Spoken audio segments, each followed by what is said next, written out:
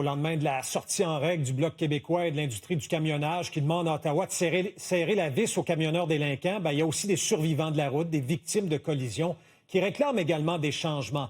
Claudia Boucher, qui s'est fait foncer dessus, foncer dedans à toute vitesse par un poids lourd de 53 pieds il y a environ un mois, est avec nous cet après-midi.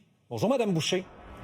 Bonjour, M. Poirier. Je veux savoir d'abord comment vous allez, parce qu'on vient de revoir les images du 11 septembre. C'était sur la route 271, près de la municipalité de Sainte-Croix, dans Chaudière-Appalaches. Cette journée-là, vous pensiez mourir carrément, là? Oui, carrément. J'ai vu la mort de proche, ouais. J'ai vu l'état de votre voiture. Là. Racontez-moi, il y avait aussi un autobus scolaire qui s'était immobilisé devant vous. Qu'est-ce qui se passe ensuite? Je suivais l'autobus scolaire. C'est sûr, c'est une route qui va assez vite, là.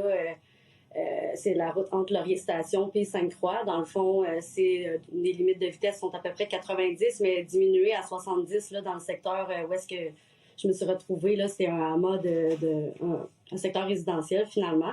Donc, je suivais l'autobus et puis il a arrêté là, quelquefois prendre des adolescents.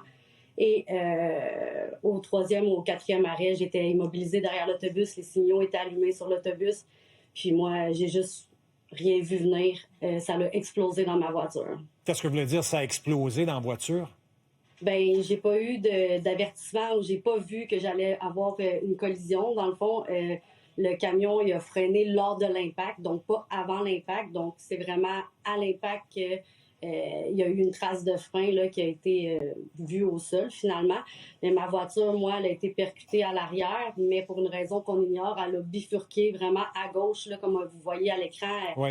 Elle a traversé là, la rue, là, mais j'ai percuté l'autobus. Donc, mon corps a été vraiment projeté vers l'avant, mais j'ai subi un double impact là, dans cet accident-là. Mais pour une raison qu'on ignore, je ne me suis pas retrouvée sous l'autobus parce que je ne serais pas ici là, pour vous en parler aujourd'hui. Là. Donc, vous faites votre devoir de citoyenne, de respecter le code de la sécurité routière. Il y a un autobus jaune, un immense, qui s'arrête, dépose un élève. Mais derrière vous, vous ne le voyez jamais venir, le camionneur. Est-ce que vous êtes dans quel état après l'accident? Probablement inconsciente, sérieusement blessée. Est-ce que le camionneur sort? Lui avez-vous parlé? Honnêtement, au moment de l'impact, ça l'a vraiment explosé. Les airbags ont ouvert du côté droit de ma voiture, puis ma voiture a été vraiment projetée d'un côté. Mais j'avais du verre, là. Je me cognais, je recevais de la vitre. C'était vraiment un impact extrêmement violent. Comme vous vous doutez, là, il n'arrivait pas à petite vitesse, ce camion-là.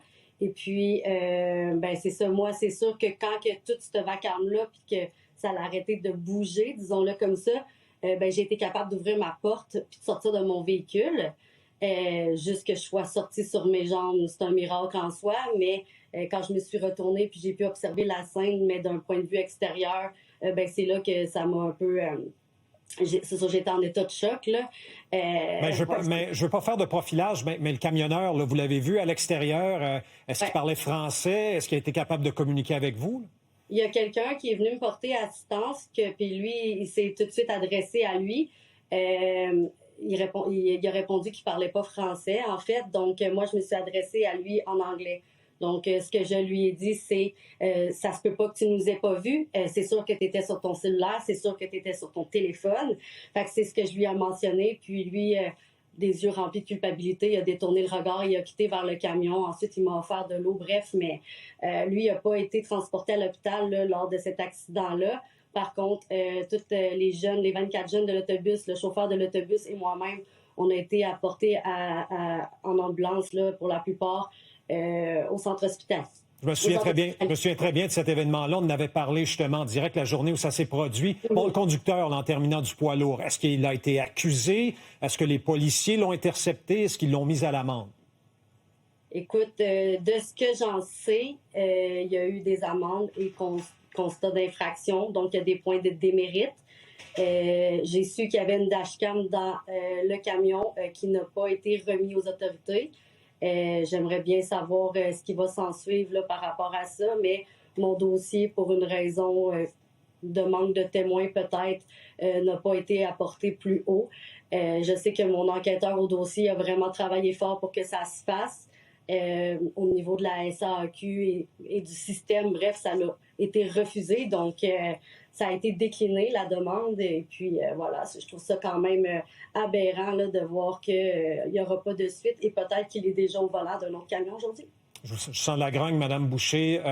Faites bien de le soulever. Puis là, on n'a même pas abordé en entrevue, effectivement, les aspects physiques et psychologiques. Merci d'avoir pris la parole cet après-midi. Et on attend évidemment des nouvelles de Québec, là, qui doit éventuellement remettre sur le terrain les contrôleurs routiers, ce qui pourrait aider, effectivement, à la sécurité routière. Merci beaucoup, Mme Boucher. Bonne chance à vous. Merci beaucoup. Au revoir.